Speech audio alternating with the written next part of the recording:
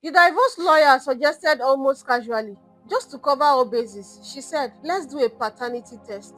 Standard procedure. I didn't think much of it. I signed the papers, took the children to the clinic. We even laughed on the way there. The youngest made me buy her ice cream after. When the results came back, I read the first line 3 times because my brain couldn't accept it. The second and the last one, probability of paternity 0%. 9 years, 3 children.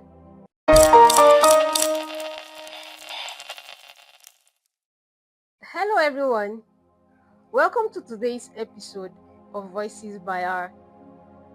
I am Esther Adeinka. Remember, Voices by R is a safe space where people write real-life experiences. Today's letter was written by a man, and trust me, it's a very deep one. Men really go through a lot. There are so many untold stories. There are so many real-life experiences that men go through that I feel the society is not really talking about. He titled the story 9 Years of Lies. Here's the story. The day I got the DNA results, I was eating rice. Plain white rice and stew at my desk in Wuse 2. Scrolling through my phone like it was just another Tuesday. The email came through at 2:45 p.m. I remember because I checked the time twice, as if that would change what I was reading. None of them were mine. Not one. Not the boy who learned to ride a bike holding my shoulder. Not the girl who still couldn't sleep without a bedtime story. Not the youngest who called me first when she fell. I sat there with the spoon halfway to my mouth, and I thought, how does a man continue eating when his entire life just became a lie? But here's the thing about devastation. It doesn't announce itself with thunder. It arrives quietly in a PDF attachment on an ordinary afternoon while you are eating rice. When I moved into that 3-bedroom duplex in Gwarinpa, I thought I had arrived. You know that feeling when you finally have what looks right from the outside. A wife who smiled at you across the dinner table.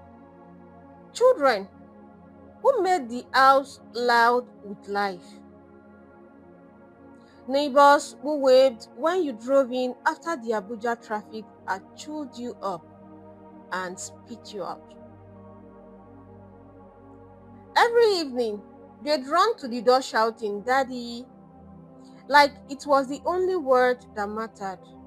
And I'd carry them up, tired as I was, because that's what made the long hours mean something.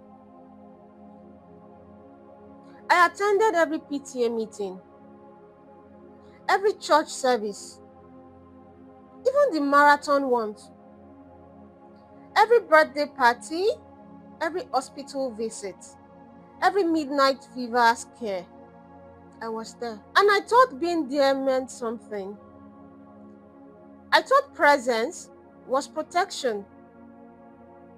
I didn't know you could be completely present in a life that was never really yours.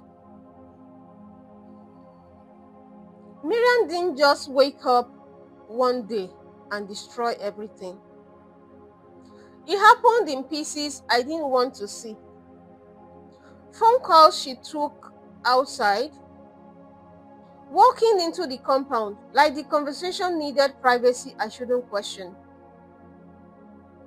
Weekend trips to see a friend in Cuba that became more frequent.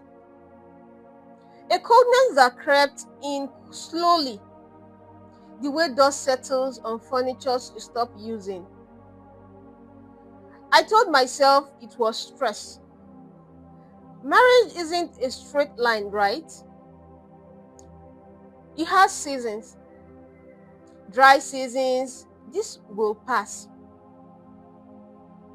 One Thursday evening, I'll never forget, it was a Thursday because I just paid the children's school fees in the morning. She packed 2 suitcases and she said she was done. Just like that. No screaming, no drama, just, I need peace. I'm leaving. And she did. 2 weeks later, someone I barely knew pulled me aside at a filling station and said, "Bros, I don't know if I should tell you this, but your wife is in Lugbe, living with your brother Samuel." I stood there at the pump, full dripping, trying to understand how a sentence that short could contain so much destruction. My wife, my brother, the same Samuel who sat at my table every Sunday, who I would help through school, who borrowed my car and returned it on empty, grinning like we were boys. The shame hit before the anger. Because Abuja is not a city where things stay hidden, people talk. And suddenly, I was the man everyone pitied in silence.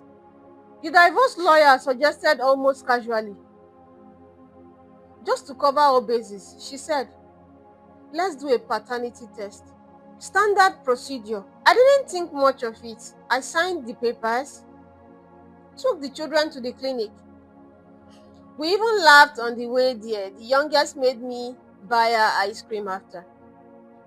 When the results came back, I read the first line 3 times because my brain couldn't accept it. I flipped the next page. Probability of paternity was 0. The second, probability of paternity 0%. And the last one, probability of paternity 0%. I called the lab. Surely there was a mistake. They checked. There wasn't. 9 years, 3 children, countless nights rocking babies to sleep, praying over fevers, celebrating first words, first steps, first everything. And none of it was real. All of it was real, depending on how you define real. Because here's the cruelty no one tells you about. You don't stop loving someone just because science says you should. After everything came out, people expected me to rage. They wanted the dramatic version, where I confronted Samuel, where I cursed Miriam, where I fought for something. But I didn't have the energy for theater. I just disappeared into myself. There were mornings I woke up and couldn't remember why I should get out of bed. The house in Gwarinpa, the same house that used to smell like breakfast and sound like cartoons, became this hollow monument to a life I'd lived but never actually had. I stopped answering calls, stopped going to church. Because how do you sit in a place that prayed over your family when your family was fiction? Some nights, sleep felt impossible. My mind would replay everything like a prosecutor building a case. Every smile that was probably fake, every "I love you" that might have been strategy. There were days the silence in the house felt dangerous. What saved me slowly, painfully, was admitting I wasn't okay. not to anyone else, but to myself. Months after the divorce was finalized, my phone rang. Samuel. I almost didn't answer. But something, maybe curiosity, maybe exhaustion, made me pick up. We need to speak about the children, he said. Calm, casual, like we were discussing furniture. What about them? Now that everything is out, they should come stay with me, with their real family. It makes sense. I held the phone away from my ear and stared at it, wondering if I'd heard correctly. Their real family. Wow. As if years of love could be reduced to a lab result. As if real was only measured in blood. You're joking, I finally said. I'm serious. You've been through enough. Let me take them. And I realized he wasn't calling to apologize. He was calling to collect. Like they were packages I'd been holding. Like I was a placeholder. I hung up and I haven't spoken to him since. I live now in Apo, alone, rebuilding quietly. I avoid Gwarinpa entirely. Some places hold memories you're not ready to touch. I don't go to family gatherings. I've learned that family is a word people use loosely until it costs them something. But here is what I know now after everything. I was deceived, but I loved honestly. And loving honestly, staying when it was hard, showing up when I was tired, choosing presence over convenience. That is not something I regret. The betrayal was theirs. The love was mine. And no DNA test can take that from me. This story isn't about scandal. It's about the quiet destruction lies cause.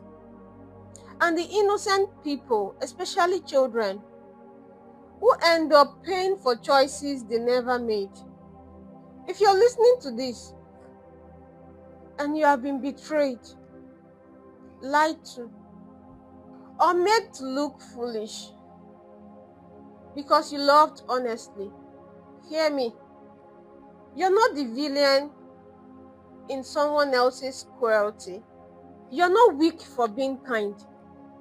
To the writer, thank you for this story. A lot of men passing through similar situations, I believe, could relate. If you're going through something similar, please do not lose yourself. I know it's easier said than done. But remember, you still have yourself to look after. Love yourself. Build again. Thank you once again. We send you all from Voices by R. And to all our listeners, thank you for staying till the end of the story. Please remember to comment nicely. If you want to share your story with us, you can do that from Monday till Wednesday. Until next time, when I come your way, keep living, keep smiling, keep sharing our stories, and do not forget to subscribe.